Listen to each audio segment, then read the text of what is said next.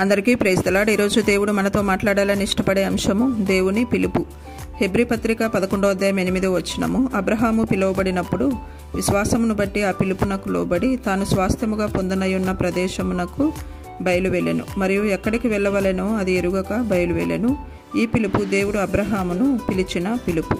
అబ్రహాము కల్దీయుల దేశంలో ఊరు అను పట్టణంలో ఉన్నప్పుడు దేవుడు పిలిచాడు. ఊరు అనగా అగ్ని కొరకు నిలువ చేయబడిన స్థలము అని అర్థము.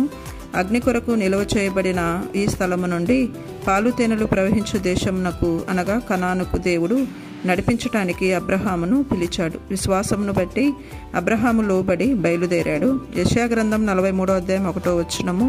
అయితే యాకోబు, నిన్ను సృజించిన వాడకు యెహోవా, ఇశ్రాయేలు నిన్ను నిర్మించిన వాడు ఇలాగ సెలవిచ్చుచున్నాడు, నేను నిన్ను విమోచించి ఉన్నాను, భయపడకుము, పేరు పెట్టి నిన్ను పిలిచి ఉన్నాను, నీవు నా సొత్తు. ఈ సందర్భంలో దేవుడు యాకోబును పేరు పెట్టి పిలిచాడు.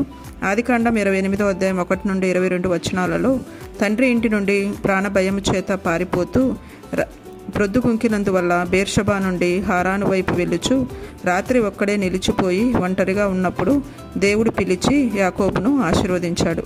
అబ్రహాము ఒంటరిగా ఉన్నప్పుడు దేవుడు పిలుపునకు లోబడ్డాడు. యాకోబు ఒంటరిగా ఉన్నప్పుడు దేవుని పిలుపునకు లోబడ్డాడు.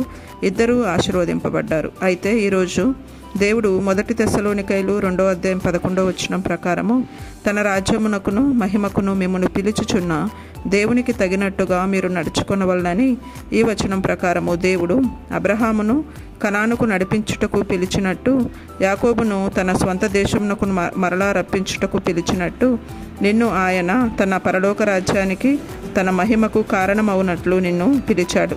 అయితే ఆ పిలుపుకు తగినట్లు మనము ఈ లోకంలో నడుచుకుందాము.